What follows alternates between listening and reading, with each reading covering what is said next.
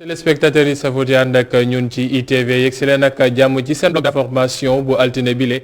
nekk altine boo xam ne nag mbokk yi bët yëpp moo ngi wëlbatiku fële ci assemblée nationale ndax ab vote projet de loi bi xam ne mooy code électoral bu yees bi ñu fa war a adopté nekk loo xam ne député yi ñoo ngi cay waxtaan waa kujje gi ak tamit ñi nekk ci majorité bi déggoo xaw caa des ndax ñu bëri dañoo jàpp ne am na ci ponk yoo xam ne dañ ko doon waxtaanee ci dialogue politique bi ba léegi déggoowuñu ci te ñoo ngi fas yéene dem ci élection mu nekk loo xam ne ñëpp a ngi koy ñaawlu lan moo soppeeku nag ci lii ci code électoral bi lan moo ci andi lu yees lan lañ ci war a mën a jàngat ndax mbiru politique la wala loo xam ne mën naa yóbbu Sénégal ci kanam ci lu jëm ci mbiru élection loolu la ñuy waxtaanee ci seen bloc d'information la total am mbégte dalal ci benn boor bi El Hadj Amath Thiam moom nag suñu juriste la kër gi nekk suñu consultant suñu soxlaa lu jëm ci mbiru ay droit rek ñu woolu ko mu wuyu si ñu lay nuyu baax la dalal ak jàmm.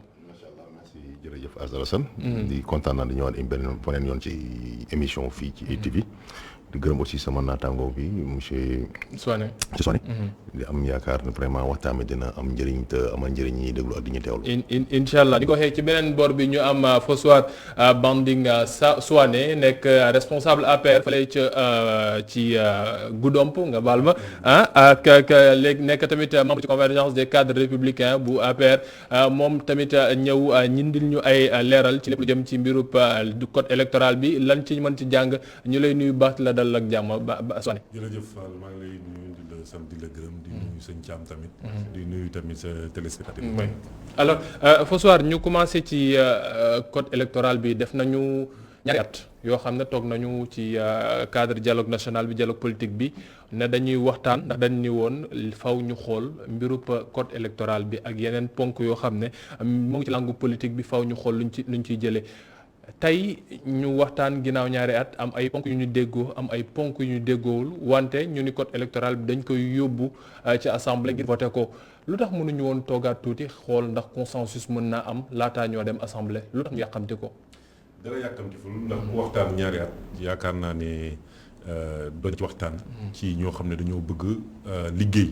ñoo bëgg réew mi avancer parce que réew mi tamit mu ngi toog di politique 24 heures sur 24. 365 jours sur 365 loolu mënul nekk sénégalais xaaruñu loolu ci homme politique yi du ma ne gouvernement yi homme politique yi en général lu ñu soxla ci ñoom mooy lu ñu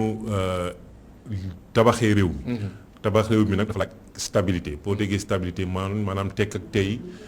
surtout ci mbirum politique nga xam ne tàmm na di yëngal réew moo taxoon président Macky Sall woote woon dialogue national ci dialogue national boobu mu am benn ponc boo xam ne donc boo xam ne mbirum politique la. mooy lan mu woote nit ñi acteurs politiques yi nga nekk ci kujje bi nga nekk ci majorité bi waaye nga nekk ci société civile ak ñii nga xam ne ñoo ŋànk mbirum élection mooy waa Sénat. ak waa administration ak société civile ñëpp toog. ñu waxtaanee suñu. processus code électoral mooy processus électoral bi globalement waxtaanee ko xool lañ ca war a yokk. la ñu war a dindi waaye tamit surtout. lan moo ñu mën a jëmalee kanam. waxtaan boobu ñu toog yaa comme li nga ko waxee rek ñaari at yoo xam ne am na liggéey bu ñu ci def. donte sax mbas mi xam na am na lu mu tàndaloo baare. lu ëpp solo mooy déggoon ngeen ko yéen ñëpp couvrir ngeen ko médias yëpp couvrir ngeen ko di wane ne ci biir waxtaan wi balay loolu sax président Macky Sall dafa leen ne woon ba mu leen di woo ne leen lépp loo leen déggoo boo leen ñëwee du ma ci changé virgule maanaam la Abdou Diouf waxoon 92. opposition bi ak kujje bi ak kii bi langue politique bi yëpp ne leen loo leen waxtaan ba déggoo ko rek boo leen ñëwee du ma si changer virgule président Macky Sall tamit loolu la leen wax ne leen tamit boo amee loolu ñu am consensus lu ñu tubaab di wooyee consensus maanaam déggoo ci ay ci ponc yooyu boo leen ñëwee du ma si changer virgule waaye ñoom si seen bopp bu ñu toogee si dialogue bi ne peut-être bu fekkee ne am na ay ponk yoo xam ne duñ ci déggoo kooku mooy si seen article 9 si seen règlement intérieur ñoom bu ñu tegoon ci dialogue politique bi ñëpp am ci déggoo ko voté ko mais bu fekkee ne am na ay ponk yoo xam ne déggoowuñ ci dañ koy jébbal président nag Macky Sall moom mu tranché ci waaye boo xoolee ci 25 points yu ñu waxtaan lu ñu 27 points yu ñu waxtaanee 25 yëpp am nañ ci accord léegi bu fekkee ni ñaari poñ nañu d'accordul ñëw nga taxaw ni Sénégal yi lañ fa waxoon kiiwuñu ko président Macky Sall appliqué wul loolu ñun daf ñu jaaxal parce que daf ñu choqué wax dëgg yàlla daf ñu choqué waaye lu am bu wér bu wóor mooy lan ñaari poñ principalement yoo xam ne waxtaan nañ ko doon déggoowuñu ci woon benn bi mooy lan mooy cumul chef de parti ak nekk président de la njiite réew mi ñaareel bi mooy statut chef de l'opposition ñoom seen biir ci opposition bi giseen ngeen ko fi yéen seen bopp couvrir ngeen ko ñoom seen bopp déggoowuñ ci woon waaye lu wér te wóor mooy lan mooy yeneen 25 poñ yi mooy poñ yoo xam ne dafa avancé loo suñu démocratie tey moom lañ jël moom la président Macky Sall waxtaan ak ministres yi semaine passée ci conseil des ministres moom lañ ñëw jébbal ko maanaam lan lu kujjee bi ak majorité bi ak société civile lépp tënk waxtaanee ko ba déggoo ci moom lañ jël jébbal ko assemblée nationale pour que ñu valider ko maanaam kon njëriñu réew mi la njëriñu stabilité politique réew mi la kon yaakaar naa ne leneen la ci rax rek mooy opposition bi ngeen baal ma ci kàddu bi yéen ñi dañ duroog mbiru mun naa fekk ngeen baal ma ci kàddu waaye loolu lay xaw a mbiru parce que lu ëpp solo mooy réew stabilité la laaj bu fekkee ne gong boo waxtaan ak mbir boo génnee ci biti bu wax leneen ci mbirub waxtaan gi ngir mën a dem surtout ci mbirub processus électoral bi ndax loolu moom la ñu war a gën a waxtaanee xool soppite ku ci am tey ci suba si benn ko yóbbee ci assemblée nationale benn ci doyen yi fa ne nee na suñu xoolee bu baax code bi soppeekuwul code bi fi newoon ca 90 mën nañ jàpp ne moo fi ne ba léegi ay coppite yu ndaw rek moo ci am est-ce que bon donc mën nañoo wax ne bon processus bi ñun suñu mbir processus électoral dafa archaïque wala ponk yi xam ne moo andi coow muy article 31 bi ak 32 léegi ñu soppi ko def mu nekk 29 ak 30 yooyu moom mooy coow ci code électoral bi. non man je pense que encore une fois maa ngi gërëmaat ñuy teewlu je pense que code électoral figé wul amul benn code bu figé. code dafay dox. code maanaam inspiration nit ñi wala inspiration politique moo koy laaj. wala parfois inspiration sociétale. njëkk bi dox mooy war a parfois ñu modifier mais du ay affaire numéro bi moo changé numéro amul sens. bu ñu jëloon 9 bi yóbbu ko ci 1 bi tamit amul sens l'essentiel que mooy na texte yi leer nañ ñi d'accord ci rek ma doxal réew mi dox. voilà ñi dem élection yu leer nañ ki gagné ki gagné wul ñu xam ne gagné woo. nga fi seulement par rapport au texte en tant que tel. parce que wax ñu ko waxee chiffres yi amul solo. mais li ñuy wax ci biir texte yi moom moo am solo te foofu la coow bi nekk ndax ñu bëri dañ ni dañoo teg ay textes yoo xam ne dañoo mel ne dañoo am ay nit yu ci ciblé. ne ñii mënuñu bokk ci ponk ci pom yi maanaam ci mbiru élection yi ñoom du ci bokk di ñu mën a ñëw muy article 20 bi ak 30 ci code électoral est-ce que loolu. lu ñu mën a jàng la wala déet. en 31 léegi 31 bi 32 bi lañ changé. waaw 31 bi ak 32 bi dañ koo soppi léegi mu nekk 29 ak 30. ok dañ ko yéeg waaw d'accord. parce que 25 bi nga wax affaire nationalité. le corps électoral la doon wax. voilà loolu la woon voilà bon man li ma jàpp mooy. loi dafa am ay caractères. loi dafa am lu ñu koy xàmmee. il y a ce qu'on appelle le caractère impersonnel. le caractère général le caractère coercitif. et le caractère ce qu'on appelle permanent. mais loi boo xam ne man gis naa mouture bi. mais gisuma fu ñu wax ay nit comme ñu ñan lañ. man gisuma man loi laa gis suñu bind ne ñii ñoo am droit bindu. ñii amuñ droit bindu. ku lii dab mënoo bindu loolu de laa gis. voilà mais gisuma nit ku ñu viser quoi parce que moi j'ai vu que vraiment des dispositions qui sont impersonnelles. ñoo xam ne visewul Massamba visewul Mademba. mais impersonnel su fekkee ne dañu impersonnel alors que ñu xam ne. am na ci kujje gi. ñaari nit ñoo xam ne bon ñuñ fi mën a teg loxo. interprétation la mais interprétation aussi dafa ànd ak loi. mais ñaari nit ñoo xam ne nee nañu ñaar ñii muy Karim Meïssa Wade. keneen ki ti Khalifa Sall. ñoom ñaar am na ay daan ñuy tegoon seen kaw ba ñu mujj leen gracier. waaye ku ci mel na Karim Wade suñu jëlee exemple nee nañu juge CREI bi da koo daan mais juge CREI bi dindiwul lii ti droit de vote am wala mu mën a bañ a inscrire est-ce que code bi bon nañ ko mouture bi nekkul loo xam ne da ko ciy dugal. ok léegi kaa ma expliquer foofu noonu ci affaire Karim Wade. waay man de su nekkoon sama principe lañ bàyyi ñëpp ku mën a dem. tu remplis les conditions prévues par le code. ñu bàyyi nga dem def élection. nga tant de chance mais pour un peu camper le débat sur le plan juridique. damay xaw a revenir un peu en arrière. xam nga yaa su ko appelé peine complémentaire dafa am ci droit. peine principale ak peine complémentaire. peine complémentaire mooy peine bi topp peine principale bi. surtout en matière contravention lay gën di am. mooy comme ça ku def benn accident ngay caaxaan ci tali bi ba mbëkk wala yooyu. wala ku doon def ay rëbb. yoon daan la nangu sa fetal rëbbee na la bu rëbbati. pour benn wala nga gis ñaata lañ fa nangu seen permis par ay contravention bi am na mais en matière de délit ak crime. en matière de crime ak délit dafa am peine yoo xam ne loi bi parfois daf naan peine complémentaire du ci am sauf disposition contraire bu nekk loi bi wax na ko. léegi nag Karim Wade disposition yu ko daaneel moo Khalifa Sall article 152 ak 153 su ma juumee du code pénal ci la bokk. mooy affaire détournement dañuy mooy affaire détournement dañuy public. mais détournement dañuy nañ introduire texte est-ce que texte bi wax na peine complémentaire. parce que yoon daf ne na ko peine bi waxaale prévoile quoi. daf ne il faut que en matière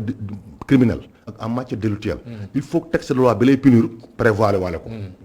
est-ce que texte yi prévoit na peine. deuxièmement il ne faut pas faire aussi la part des choses. juge yi ku ne da nga am sa compétence. le juge pénal tëj mooy liggéeyam. juge pénal. maanaam affaire infraction lay lijjanti. ku def crime ku def délit ak ku def contravention loolu lay lijjanti. juge tribunal travail mbiram liggéeykat yi lijjanti ak ñi nga xam ne ñu jiite borom kër yi ñi njaatige yi. juge tribunal juge maintenant de comment dirais-je commerce. affaire commerce lijjanti. maintenant nañ ñëw ci juge pénal ma jox la benn exemple bu gàtt. mën na fa dugg ci ay principe droit yi parce que am na lu ñu mën a comprendre. yoon nee na ku rey sa baay ci tayef. yoon moo ne ku rey sa baay ci tayef doo doonu. maanaam ku def patricide. patricide doo doonu. loolu atti boo demee ci code de la famille mu fa. code de la famille ku def patricide ku rey sa baay ci tayef laa wax. tayef maanaam assassinat. waxuma assassinat. yoon ma doonu. léegi kii rey papaam dañ ko war a jàpp n'est-ce pas. yóbbu ko ci kanam attekat bi ban attekat kii atte affaire crime wala délit maanaam juge pénal bi. moo ko war a atte mais su ko attee pare. xam nga yoon waxoon na ne ku rey sa papa doo doon. est-ce que juge pénal bi mooy wax waa ji su ko tëjee pare binaal su doon doon. parce que code de la famille bi wax na ko ba pare. moom est-ce que moo ko war a wax laa. juge pénal bi bu tëjee pare da koy soir yow doo doon. moom du ko wax parce que moom du juge civil. c'est ça buñ demee ba ci jugement de tribunal wax kana war a doon. foofu xam nga ku war a doon dañuy changer tribunal. dañuy dem tribunal. tribunal de la famille juge de la famille mooy xool nag si la base décision bi juge bee rendre. mu xool tirer les conséquences ndax kii war naa doon wala kii war a doon. moo koy tirer mais kii pas kii. léegi nag yoon fii bu ne diw def na dara bañ yoon tëj la ba boo demee sax si code ancien disposition bi. article 32 et 31 32. li mu waxoon daf na ñii bu ñu defee infraction yi mooy ay trafiquants de contrôle. de stupéfiants. comment dirais-je abus de confiance escroquerie vol. li ma infraction yi ba yi ku ko def mën nañ la frapper ne yow mënatoo bokk ci ñi boole ci détournement et soustraction commis par des agents publics corruption et trafic d'influence contrefaçon et en général pour les délits possibles 5 ans voilà mais ci loolu parce que problème bi nekk waaw léegi code pénal nee na infraction yi ko def man du ci ay ngay politique ak ngay syndicaliste ngay sëriñ wala keneen ku mën a doon mais soo ko defee même citoyen bi simple bi yoon nee na la dañ la dàq bu ñu la bogal ci liste électorale yi même bu la juge bi nga deful sa casier judiciaire administration bu ko gisee mën na ko dindi. mën nañ sax administration bi nga xam ne ñoo gérer ce qu'on appelle les élections. mën nañ ko dindi. mais nag loolu man ci loi bi laa mën a yem rek. loi bi laa mën a yem waaye par rapport ak loolu Souané parce que ñu bëri da ngeen mel ne da ngeen ko singale maanaam dafa mel ne da ngeen jël coppite kii bi parce que ñoom bañ doon waxtaan aussi ci mbirub dialogue politique bi ñëpp ñoo ngi doon xaar kaawu Karim Wade ak Khalifa Sall ñu waxtaanee ko fa mais gars yi neen dégguñu ko fa dafa mel ne dañ ko defoon silence alors que ne bokkoon na ci luñ fa doon xaar est-ce que loi bii nii da ngeen ko def pour politique wala da ngeen ko def pour avancer loo liiti code électoral Sénégal. damay jël yow li nga wax. pour dëggal li may wax. sànq da nga ne dañoo changer article yi rek numéro article lañ changé 29 30 waaye dafa fekk lu fi nekkoon rek la sax kon ñun teguñu fi dara anduñu fi dara lu bees mu ngi ci code bi depuis 92 code consensuel maanaam bu ñëpp Sénégal code boo xam ne Sénégal moom lay bàkkoo acteurs politiques yëpp moom la ñuy bàkkoo muy opposition comme majorité ñu nekkoon ci opposition ñu nekkoon ci wàll ñëpp moom la ñuy bàkkoo mooy code 92 ci lañ ko bind acteur politique pourtant temps yu Abdoulaye Wade daan na demoon na fi kasos daa pourtant signé na ko lépp te su ma déggee waa PDS ñuy kaas ci lii mu jaaxal ma ndax ñoom boobu ñu ngi woon ci opposition waaye tamit ñëwoon nañ nekk ci pouvoir bi lu tax dindiwuñu ko parce que ñëpp d'accord nañ ne ci bonne gouvernance ci xel mu mën a nangu mooy nit ki buñ la condamné ci mbirum par exemple détournement de fonds yaa xayti duñu nangu jox la réew ndax bu ñu la joxee benn direction bu ndaw wala ñu jox la mairie bu ndaw nga lekk ci xaalis 50 max suñu la joxee réew kon boobu ñu jàpp ne 92 ñoo ko doon waxtaanee bon sens nañ dem maanaam xam-xam nañ demee ak lu logique ak éthique mën a nangu kon code boobu changé wuñ ci dara kon bu ñu taxawee tey naan ñu dañoo bëgg a naxasal ay opposants daf may jaaxal parce que ñooñu opposants yooyu ñuy wax ñoom 92 ñu nga fa woon ñoom ñoo nekk 2000 au pouvoir ba tey code boobu loi bi benn virgule ba di ci point teggiwuñu ko comme ni nga ko waxee yow sa bopp numéro yi ñoo changé parce que lu ñu changé ci texte bi moo bëri moo tax ñu tëggaat mbir mi jeex na loolu texte bi amul lenn lu bees lu teguwaat ci code bi rawatina bu fekkee ni ci dialogue national yi poñ ñu d'accordoon xam nga dañoo toog waxtaan ay weer ci lan d'abord ci yan poñ nañ nar a waxtaanee poñ boobu bokk ci poñ bii ñuy wax nii musi see bokk boo xoolee documents yi musi see bokk waaye da ngay jékki-jékki toog dégg benn opposant génn taxaw ne waa damaa demoon ci dialogue politique bi wax naa affaire Khalifa Sall affaire Karim Wade nañ ko ci boole boo fekk na moom ci biir waxu fa loolu pourtant ñoom ñëpp signé nañu les 27 points yi ñu waroon discuter ñoom ñëpp signé nañ ko opposant yëpp signé ko ñu fa bokkoon kon baax na ñiy wax sénégalais yi dëgg bañ a fooyee xelub sénégalais yi loi bi comme sëñ Thiam met Thiam lu ko waxee sànq dañ ne d'ordre général maanaam du singale wax na ko de d'ordre général impersonnel dafa tamit dañ naan intemporel maanaam du xaar diir bii wala diir bële pourtant 92 la te ba léegi mu ngi appliqué te dina appliqué suba ñun duñ fi nekk au pouvoir éternellement bu subaa loi bi day suñu kaw ba léegi bu fekkee ne dañ ko transit maanaam dañoo wàcc loi bi day teggu suñu kaw pourtant Abdoulaye Wade ba mu koy teg xalaatul woon ne doomam dina ko ba mu koy signé peut-être xalaatul woon ne doomam suba dina ci bokk ci ñu dina ko ci dal loolu la loi di jëriñ ba pare xalaat bi ñu koy tagg tamit xalaatuñu woon politiciens yi sénégalais yëpp lañ xalaatoon kon baax na ñu bañ di singalee politiciens yi jàpp ne politiciens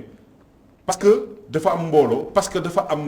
daraja loi bi warul tegu ci kawam loi bi ñëpp la fi nekkal amul benn Sénégalais. mais mouture bi lu ñu xam nga motif yi ñu joxe maanaam ay vol escroquerie ak abus de confiance ak yooyu suñ ko waxee nit yi tamit day seen ak détournement de fonds seen xel day dem ci tamit ki fi ne woon ci ay jamono maire Dakar muy Khalifa Babacar Sall xam na dañ koo topp teg ko ay daan te ñëpp gis nañ ne ca procès ba nee nañu loo xam ne dafa légitime woon ci mairie la loo xam ne dañ daan jël fonds yi daan am nu ñu ko daan jëfandikoo même si c'était pas légal mais c'était légitime parce que ndem si yàlla si maire Dakar bi fi newoon ñëwoon na ci baar bi témoigner lii nii lañ ko daan doxalee koppar gi nii lañ ko daan defee nii lañ daan justifier suñu déggee ñu génnee kàddu yi nii munum ay détournement de fonds abus de confiance escroquerie et autres c'est comme si dañuy wax ne diw gi sax xaaruñu boole waale ko ci biir carte bi alors que ne peut-être ba ñuy waxtaan ci code bi nuñ ko war a bindee mënoon nañu wax ne non mën nañu soppi lii mën nañ ci soppi la le déedéet xam nga damay delluwaat si sa kàddu yow sa bopp da nga ne dafa légitime pas légal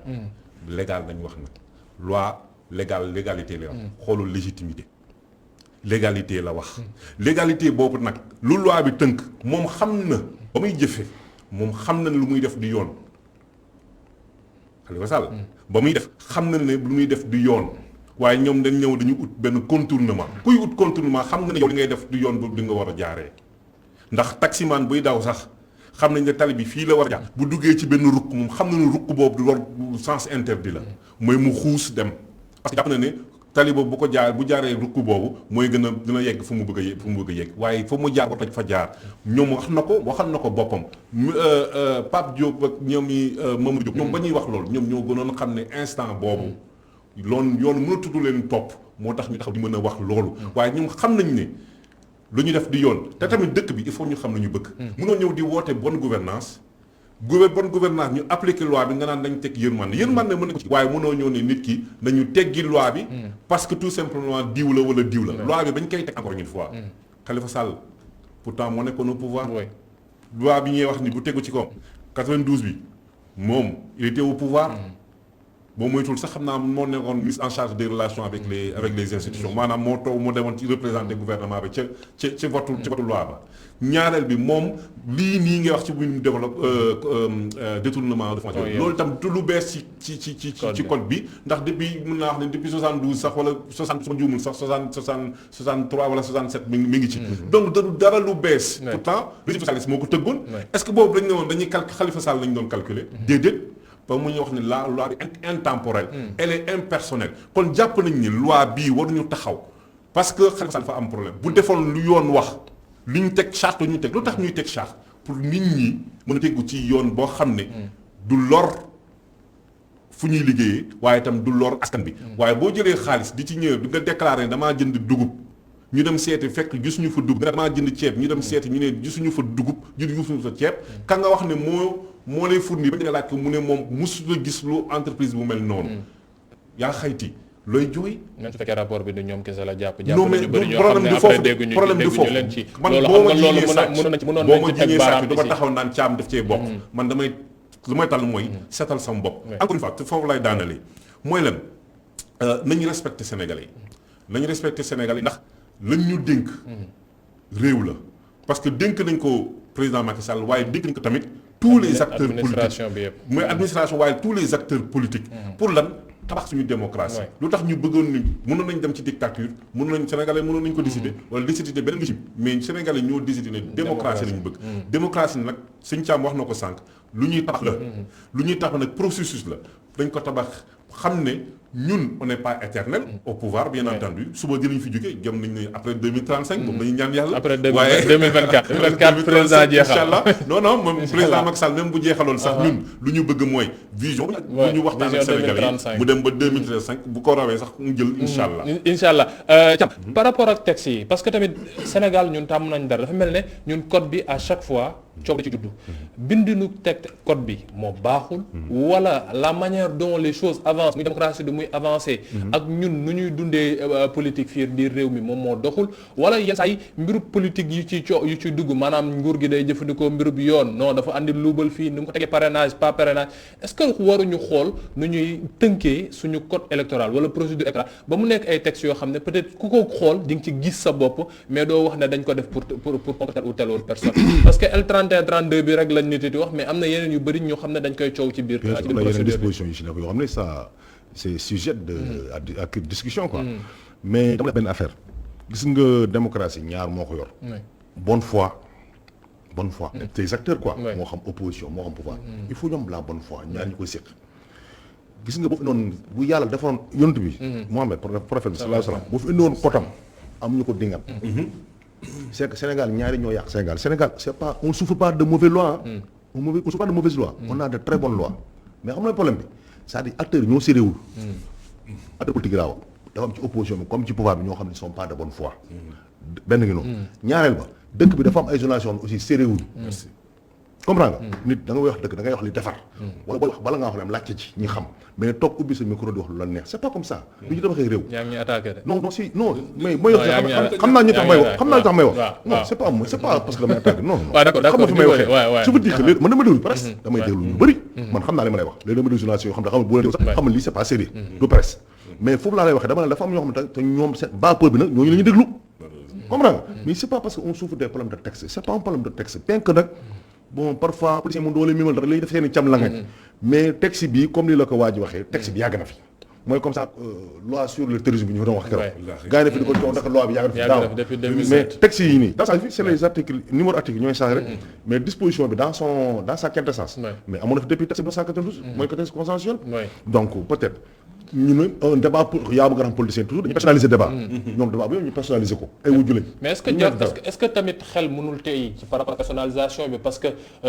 pour ne pas le citer Ousmane Sonko mi xam ne am na benn procédure bu nekk ci ginnaawam moom tamit lii ci code bi su fekkee ne ëllëg ñaan ko yàlla am na nenn nu procédure bi demee moom dina mel ne ku ñàkk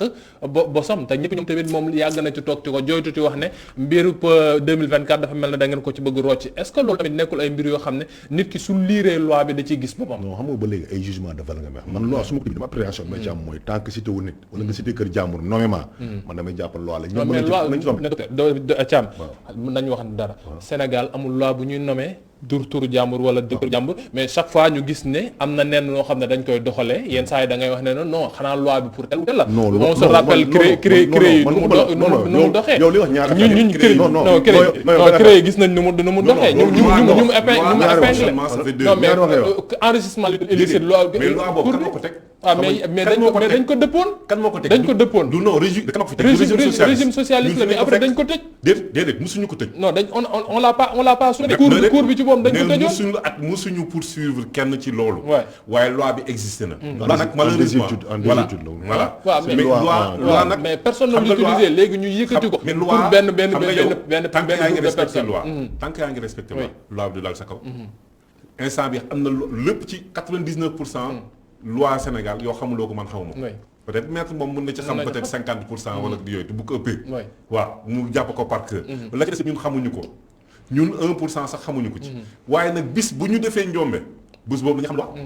loi nag noonu la mel. léegi nag bu ñuy tëgg loi CREI bi ngay wax par exemple. mais ñu nekkuñu fi woon. mais damay rappeler benn mbir te Sëñ Fall dafa am importance. lii ñu voté assemblée. xam lan la amal njëriñ Sénégalais yi mooy Sénégalais yi dañ doon wax ne ñun dañ doon votel ñeneen ñëw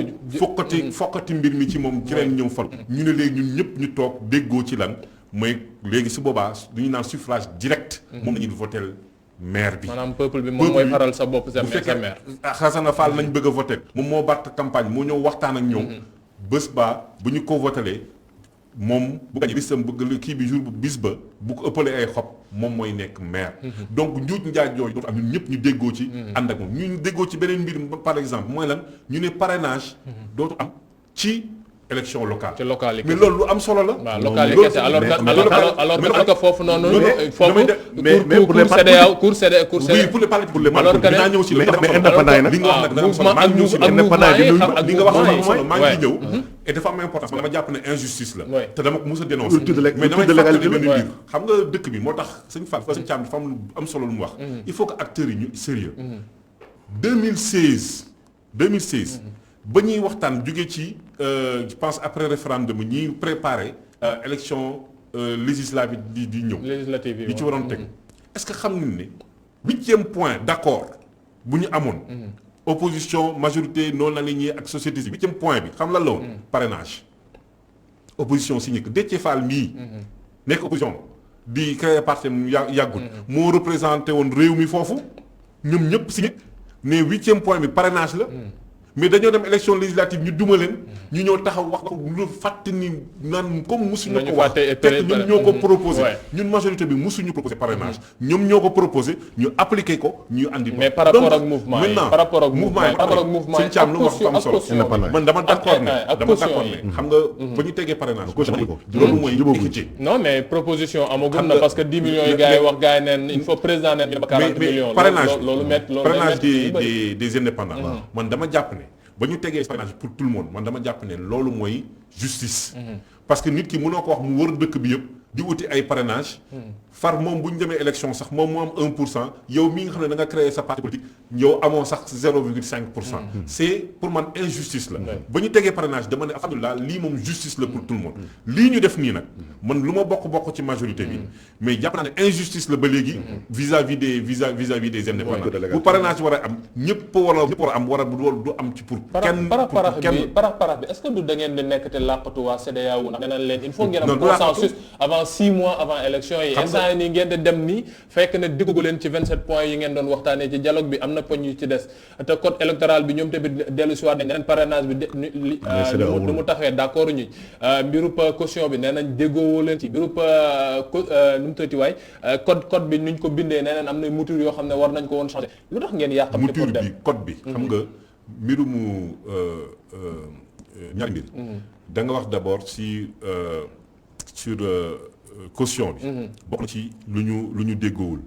mais waxtaan bi day continuer parce que am nañu diir encore bu ñu permettre parce que mbirum fixation caution bi bokkul ci loi c'est réglementaire maanaam arrêté ministériel lay doon ministre de l'intérieur moo ko nar a jël donc am nañu temps pour waxtaane ko waaye comme ni nga ko waxee CEDEAO moo ñu tënk ne juróom benn weer ba lay élection bi amatuñu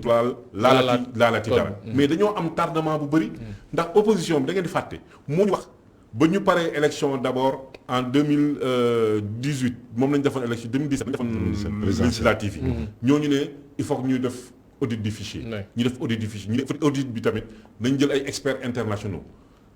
yaakaar naa Allemagne yi ñoo ko financé ñu ne Sénégal bu mu ko financé Allemagne yi financé ko lan lañ gis ñooñu ñoo taxaw ne le fichier est fiable à 98%.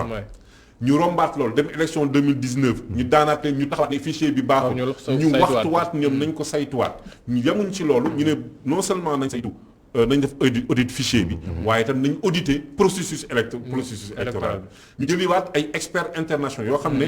USAID moo ko mujj financé ñoom ñu d'accord ci lépp ñooñu saytuwaat ne fichier bi amul problème le fichier est fiable maintenant joxe nañ ay recommandations ndax lépp looy tabax da ngay loo ci mën a améliorer da nga koy améliorer kon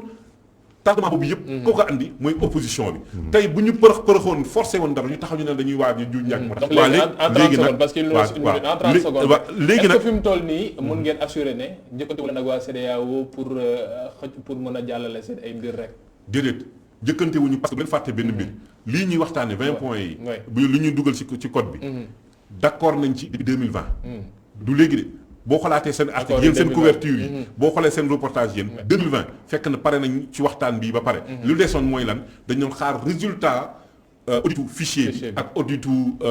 processus électoral bi pour xool luñ ci dolli ci mbir mi loolu nañ ci loolu lañ doon xaar te dégg ngeen ko semaine passée la fiche le expert yi pare ñu jël loolu dolli ko ci moo tax ñu dugal loi bi Thiam fi mu toll nii texte bi ñu am yow en tant que juriste indépendant fi mu toll nii jàpp nga ne mën nañ cee dem élection xel mën cee dal ñu mën a continuer te kenn du visé kenn du wax ne non man dañ maa xeex non c'est-à-dire comme li may wax Sénégal moom bu loo amee moom il faut accorder la bonne foi aux gens c'est-à-dire ki ko créé même bu loi terrorisme bi mu ñëwee dama leen ne accord man loi bi contre ma ko mais nañ xaar mise en œuvre ba maanaam nañ koy doxalee ak nit ñi foofu nga leen di kale ji loi bii nag Khalifa Sall moo ko moomu wala Sonko lañ koy préparer ndëgg sa wala pour Karim Wade yëpp man damay xaar ci mise en œuvre bi laay xaar rek parce que code yi on ne juge pas les personnes on juge leurs actes nit boo defee yenn actes aussi il faut assumer tes responsabilités d'accord voilà léegi code électoral bi aussi idem man gisuma fi changement bu substantiel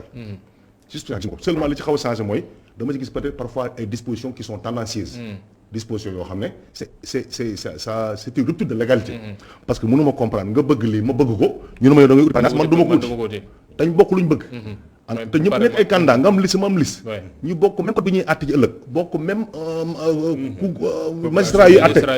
même électeurs ñoo ñu voté bu ñu amee contentieux cour d'appel la ñuy dem wala tribunal département cour d'appel prononcé déjà yow da ngay uti parrainage man du ma dem pour quelle raison mais loolu rupture de légalité loolu lu ñu war a xoolaat la non c'est vrai parce que ak beneen tamit beneen biñ article xaw ma 200 quelque bi mu wax ne suñ demee ba liste yi bañ jëm mu am égalité des suffrages universel entre deux candidats ki gën a âgé mooy dem non nañ xool ci représentant population parce que jël benn village ba sama maam dëkk ak commune de Kaolack xam nga ne mënuñ bokk commune de Kaolack mënoo foo nag ki âgé nañ dem deuxième tour commune de Kaolack commune yi nga xam ne dafa ndaw population bëriwul laa ñu xool gën a mag parce que commune ñu représentation bëriwul mais mënoo dem ci commune bu mag nag jël benn mag na ko gën a yaa ma gën a mag sant ko bu baax gërëm ko moom El Hadj Amad Thiam nekk suñu juriste ci biir kër gi te ñu andil ay leeral ci lépp lu jëm ci biir ay code ak ci droit ak Fossar Banding Souadé nekk responsable APR ca département bu Goudomp nekk tamit membre ca convergence des cadres républicains ñoom ñaar ñu andi woon ñu tey ci plateau bi ngir leeral ñu lu jëm ci mbirub code bu yees bi xam ne moom moo ñu war a yóbbu ci élection yi ñuy waajal muy liiti jongante gox-goxaan yi ci atum 2022 ci janvier di leen sant bu baax bokk di leen gërëm léegi-léegi le 19:45 et c'est avec Adama Nouchkaba merci beaucoup à demain